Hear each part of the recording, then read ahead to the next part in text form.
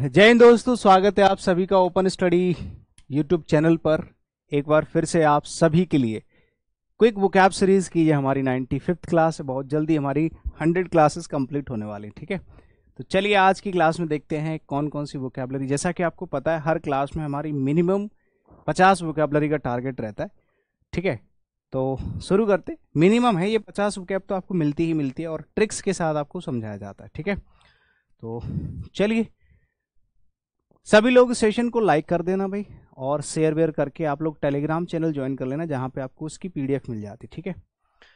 और ये आपका टेलीग्राम चैनल तो है ही, कमेंट आप लोगों को करना होता है सेशन के बाद कि आपको कैसा लगा, ठीक है।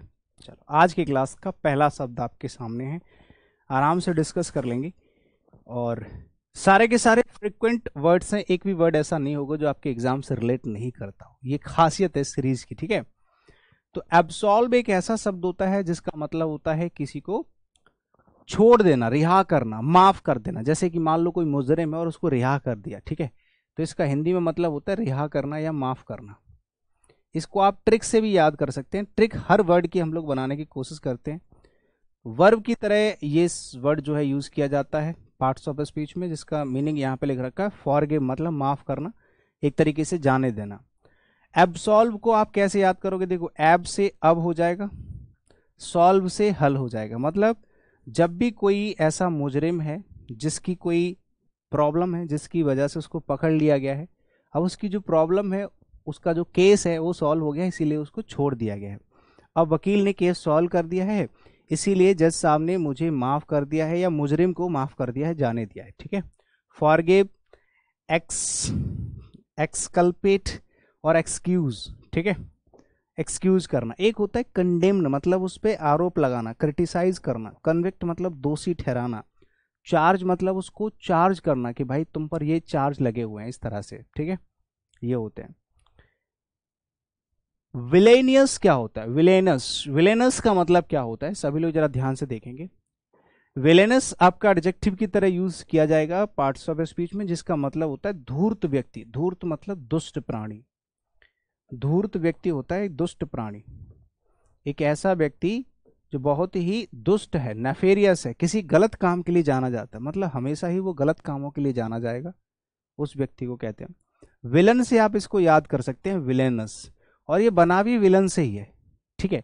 विलेन तो आप जानते हैं, जो व्यक्ति विलेन होता है, जो जो खलनायक होता है, दुश्मन जो होता है।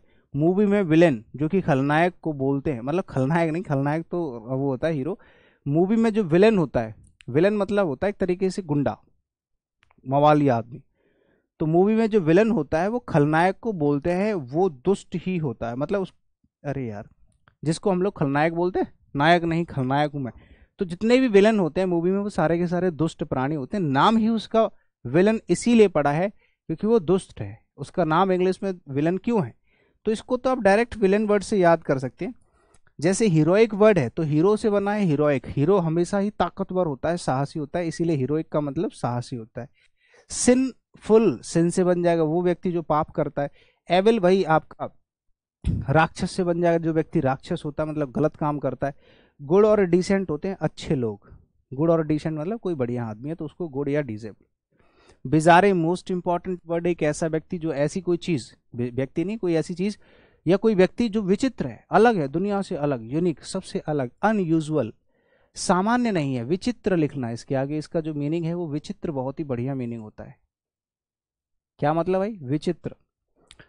विजारे को कैसे याद करोगे? ये आपका एडजेक्टिव की तरह यूज किया जाएगा। विजारे मतलब होता है असामान्य, यानी कि विचित्र प्राणी। विजार, बाजार, बाजार में अलग अलग तरह की असामान्य चीजें मिलती हैं।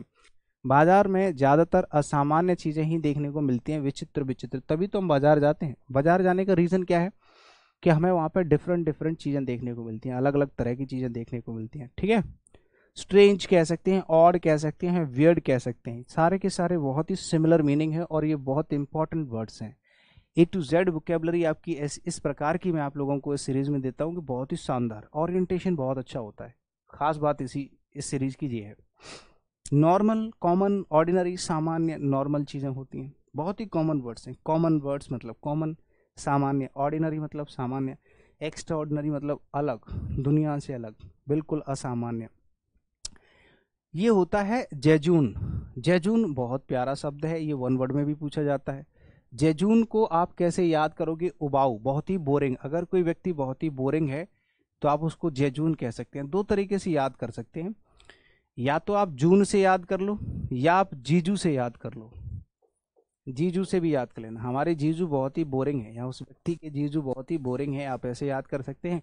या जून का महीना गर्मी पड़ने के कारण बोरिंग सा हो जाता है, जैसे कि आपको पता है अभी जून चल रहा है और ये बहुत ही टफ टाइम है, बहुत ज़्यादा गर्मी, मतलब 43 डिग्री 45 डिग्री, है ना, इस तरह की गर्मी, लोग इससे बोर हो गए, परेशान हो गए। ठीक है, जून का महीना जो है वो गर्मी पड़ने के कारण बोरिंग सा लगता है।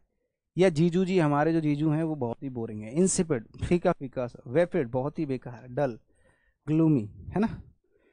एक होता है अनइंटरेस्टिंग और एक होता है इंटरेस्टिंग। इंटरेस्टिंग होता है बहुत ही बढ़िया, अनइंटरेस्टिंग इसमें आ जाएगा। Amazing, fantastic. एक्रू तो आपको पता ही है, एक्रू का मतलब होता है किसी चीज में इंक्रीजमेंट करना। इंक्रीमेंट करना मतलब वृद्धि करना। कलेक्शन कह सकते हो, एक्रू का मतलब होता है कलेक्ट, टू कलेक्ट। इससे बहुत जल्दी से समझ में आ जाएगा। जब आप चीजों को इकट्ठा करते हो ना, कलेक्ट करते हो, ठीक है, ये वर्ब की तरह यूज किया जाएगा, ध्यान रखना। जब चीज़ों को इकट्ठा करते हैं, कलेक्ट करते हैं, तो हम चीज़ों में इम्प्रूवमेंट लेके आते हैं, मतलब बढ़ोतरी करते हैं। जैसे मेरे पास 1 रुपया है, मैंने एक एक करके 10 20 50 कर लिए, तो मैंने उनमें वृद्धि कर ली, मैंने उनको इकट्ठा कर लिया। तो सेंस दोनों का समझना पड़ेगा। एक्यूमुलेट मतलब इकट्ठा करके उसको वृद्धि करना, एनलार्ज मतलब उसकी वृद्धि करना, बढ़ाना, है ना। एक्रू, 1 करोड़, 1 करोड़, देखो ए से बन गया 1, एकड़ से बन गया करोड़, ठीक है। तो 1 करोड़ मतलब आप ये कह सकते हैं उसने धीरे धीरे 1 करोड़ 1 करोड़ रुपए जमा कर लिए, मतलब कलेक्ट कर करके एक्रू 1 करोड़, मैंने एक एक करके 1 करोड़ रुपए जमा कर लिया। ठीक है, ऐसे करके याद कर सकते हो। एक्रू मतलब कलेक्ट करना, इंक्रीज करना, वृद्धि करना, बढ़ाना, जमा करना, इकट्ठा करना। तो इसका मीनिंग हो जाएगा जमा करना। ठीक है भाई, जमा करना हो जाएगा। एमास होता है कलेक्ट, एमास होता है कलेक्ट करना, यानी कि इकट्ठा करना। एमास और कलेक्ट दोनों इसके सिनोनिम हो जाएंगे, और ऊपर वाले एक्यूमुलेट और एनलार्ज ये भी सिनोनिम हो जाएंगे। मतलब देखा जाए तो एक वर्ड में हम लोगों को कम से कम 6 7 8 वर्ड मिल जाते हैं। 6 7 का मतलब मल्टीप्लाई करोगे अगर 7 का 10 से, तो 70 से 80 वर्ड आपको मिनिमम मिल जाते हैं। मैक्सिमम 80 वर्ड, मिनिमम 50 वर्ड, तो आप कहीं नहीं गए। 4 और 1 5, 5 10 का मल्टीप्लाई कर लो, 50 तो है ही है। फैक्शन क्या होता है? देखो, फैक्शन मतलब होता है पार्टी, जैसे फंक्शन होता है, ठीक है, ऐसे ही फैक्शन होता है, पार्टी यानी कि दल कह सकते हैं। Faction sound is function. Function मतलब आप समझते हो, फंक्शन जो होता है वो वाली पार्टी होती है जहां पे बहुत सारे लोग मिलकर के खाना पीना खाते हैं, इंजॉय करते हैं, उसको फंक्शन बोलते हैं। फैक्शन जो होता है वो होता है एक ग्रुप, पार्टी, जैसे कि बीजेपी, कांग्रेस। फंक्शन में पार्टी तो होती है, आप इस तरह से याद कर सकते हैं, लेकिन ध्यान रखना ये पार्टी वो वाली पार्टी नहीं है। पार्टी मतलब ग्रुप, इतना ध्यान रखना, ठीक है। नाउन की तरह यूज किया जाएगा, आप एक तरीके से कह सकते हैं ग्रुप, ठीक है। हाँ, पार्टी मतलब दो तरह, पार्टी के दो मीनिंग हो सकते हैं। पार्टी मतलब फंक्शन, पार्टी मतलब ग्रुप। पार्टी हो जाएगा, क्लिच हो जाएगा, क्लिक, सॉरी क्लिक। क्लिक का मतलब होता है एक समूह, लोगों का समूह, लोगों का एक ग्रुप। एक होता है इंडिविजुअल, कि भाई समूह नहीं है इनके पास, अकेला आदमी है। इंडिविजुअल मतलब अकेला, कोई अकेला है तो उसको अकेला बोलेंगे भाई, ठीक है।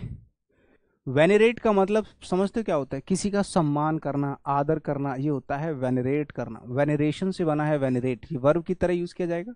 और वेनरेशन होता है आपका सम्मान, रेस्पेक्ट, एस्टीम। जब आप किसी को सम्मान देते हो, किसी का आदर करते हैं, तो रेस्पेक्ट या एस्टीम बोल सकते हो। क्लियर? तो वेनरेट मतलब आदर करना, सम्मान करना। वेनर से बन गया है वेनरेट, सॉरी, हम वेनर को रिलेट करेंगे, वेनरेट को रिलेट करेंगे वेनर से, ठीक है। वेनर मतलब वानर, वानर मतलब बंदर। वेनर, वानर, वानर, बंदर। वानर बोलते हैं हिंदी में, वानर बंदरों को बोला जाता है। तो यहाँ से आप याद कर सकते हैं कि जो वानर, जो कि हनुमान जी का रूप होने के कारण हम उनका आदर करते हैं। वेनरेट मतलब वेनर जो होते हैं, यानी कि जो बानर होते हैं, उनका हम सम्मान करते हैं, इसलिए क्योंकि वो हनुमान जी का रूप माने जाते हैं, ऐसे लोग मानते हैं, उनकी श्रद्धा है, ठीक है। तो वैनर मतलब वानर, वानर मतलब बंदर, बंदरों की रिस्पेक्ट की जाती है क्योंकि वो हनुमान जी का स्वरूप माने जाते हैं। रेवरे वर्शिप और रेस्पेक्ट। रेवरेंस भी बोल सकते हैं, लेकिन यहाँ पे वर्ब की तरह यूज किया गया इसलिए रेवरे वर्ड इस्तेमाल करेंगे। रेवरेंस अगर ये नाउन की तरह होता तो रेवरेंस नाउन होता है। डेस्पाइस होता है घृणा, नफरत। जब आप किसी से घृणा करते हो, नफरत करते हो, तो आप डेस्पाइस या फिर डिसऑनर वर्ड का इस्तेमाल करोगे, ठीक है। मॉकिस तो बहुत इंपॉर्टेंट वर्ड है। मॉकिस होता है भैया एक ऐसा व्यक्ति जो भावुक हो जाता है, ठीक है। टियरी, टियरी मतलब एक ऐसा व्यक्ति जो नाजुक सा है, ठीक है, भावुक सा है, बहुत ही इमोशनल है, एडजेक्टिव की तरह यूज किया जाएगा। मॉकिस, और इसको बहुत प्यारे तरीके से याद कर सकते हो। मॉ से बन जाएगा माँ, और किस मतलब किस। माता अपने बच्चे को किस करती हैं, ठीक है, क्योंकि वो बहुत जल्दी भावुक हो जाती हैं, ठीक है। हाँ, तो जब माँ अपने बच्चे को किस करती हैं तो वो थोड़ी भावुक सी हो जाती है, क्योंकि वो हमेशा से ही भावुक बनी रहती हैं, वो कब भी इमोशनल रहती हैं, इमोशनल, हमेशा इमोशनल रहती हैं। सेंटिमेंटल हो जाएगा, मॉडलिन हो जाएगा, मसी हो जाएगा, मसी, मसी, मॉडलिन, सेंटिमेंटल, इस तरह की जो है वोकैबुलरी आपकी ये सिनोनिम्स हो जाएंगे। अनइमोशनल हो गया, स्टॉइक हो गया। अनइमोशनल, स्टॉइक, ये होते हैं कठोर व्यक्ति जिनको किसी तरह का कोई फर्क नहीं पड़ता, बहुत ही, जैसे पिताजी अनइमोशनल होते हैं, ठीक है। अंदर से कठोर होते हैं, बाहर से मतलब बाहर से कठोर होते हैं, अंदर से वो भी ऐसे होते हैं, बहुत ही नाजुक से होते हैं। एक्सपंज क्या होता है? एक्सपंज होता है किसी चीज को मिटा देना, हटा देना, रिमूव, डिलीट करना, वर्ब की तरह यूज किया जाएगा, ठीक है। हाँ, एक्सपंज और स्पंज। स्पंज जानते हो क्या होता है? स्पंज एक तो होता है स्पंज, गद्दा होता है, ठीक है, पिचकने वाला ऐसे करके, उसको स्पंज कहते हैं। एक स्पंज खाने वाला भी होता है, जो रसगुल्ला टाइप होता है ना, बड़ा सा फूल जाता है, उसको दबा दो तो इतना हो जाता है, फिर फूल जाता है, उसमें रस भर जाता है, व्हाइट कलर का, येलो कलर का।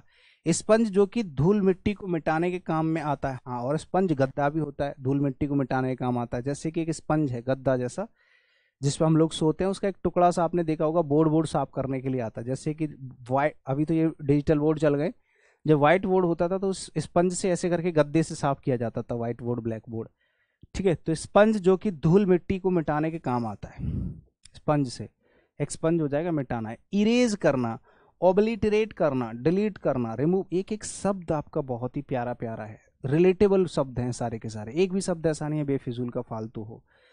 इंसर्ट का मतलब होता है किसी चीज को उसमें एड ऑन करना, एड ऑन करना मतलब मिलावट करना। क्रिएट मतलब बनाना, कंस्ट्रक्ट करना मतलब बनाना, निर्माण करना। मिटाना, निर्माण करना, बनाना, निर्माण करना, हाँ, बनाना, मिटाना। एब्स्ट्रूज, एक एक शब्द बड़ा प्यारा है मेरे भाई, एब्स्ट्रूज। एब्स्ट्रूज का मतलब होता है ऐसी कोई चीज जो डिफिकल्ट टू अंडरस्टैंड होती है। ये इसका बहुत ही प्यारा सा शब्द मीनिंग है, यहाँ पे लिख लेना, डिफिकल्ट टू अंडरस्टैंड। कोई ऐसी चीज है जो गूढ़ होती है, गूढ़ मतलब ऐसी चीज जो आसानी से समझ में ना आए, ठीक है। ऑब्सक्योर कह सकते हैं, मोस्ट इंपॉर्टेंट शब्द है, ध्यान रखना भाई। ऐसी कोई चीज जो एब्स्ट्रूज है या डिफिकल्ट टू अंडरस्टैंड है, अस्पष्ट है, अनक्लियर है, समझ से बाहर है। अब से ट्रू मतलब ट्रू लव, ट्रू मतलब सत्य।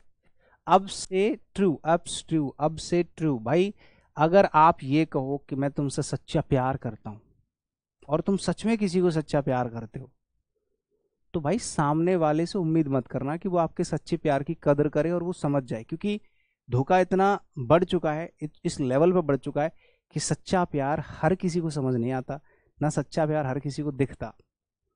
तो एब्स्ट्रूज वर्ड को आप ऐसे ही याद कर सकते हैं कि अब से ट्रू लव जो है वो हर किसी को नहीं दिखता, इतना अनक्लियर है कि हर किसी को समझ में नहीं आता। या तो उस बयां करने वाले की गलती है या समझने वाले की, किसी की भी गलती हो सकती है उसमें। तो अब से ट्रू लव हर किसी को समझ में नहीं आता, याद कर लो। अब से ट्रू लव को समझना काफी डिफिकल्ट हो गया है, डिफिकल्ट टू अंडरस्टैंड, ठीक है। ना तो समझा पाता है इंसान, ना समझ पाता है, तो जैसा भी है। रिकंडाइट, रिकंडाइट होता है डिफिकल्ट टू, ऑब्सक्योर हो जाएगा, डीप हो जाएगा। रॉयल होता है, इजी होता है, ऐसी कोई चीज जो साफ साफ दिखती है सामने से, उसको कहते हैं। झूठ, तुरंत समझ में आ जाता है, अरे वाह, तुरंत यकीन कर लेता आदमी एक सेकंड में, ठीक है। तो ये हो गए टोटल वर्ड्स आपके, लगभग 50-60 शब्द आपको एक साथ मिल जाते हैं विद हिंदी मीनिंग है, डेफिनेशन, ट्रिक्स वगैरह सब कुछ एज इट इज। तो एक छोटा सा वीडियो आपका दिन बना देता है। एक छोटा सा वोकैब कलेक्शन आपको हर रोज मिलता है। एक छोटा छोटा कलेक्शन आपका बहुत बड़ा कलेक्शन बन जाता है एक दिन, समझ रहे हो। तो थैंक यू सो मच, शुक्रिया, सी यू लेटर। आपको इन टेलीग्राम चैनल्स पे पीडीएफ मिल जाती है हर क्लास की, ठीक है। जय हिंद, शुक्रिया, बाय बाय।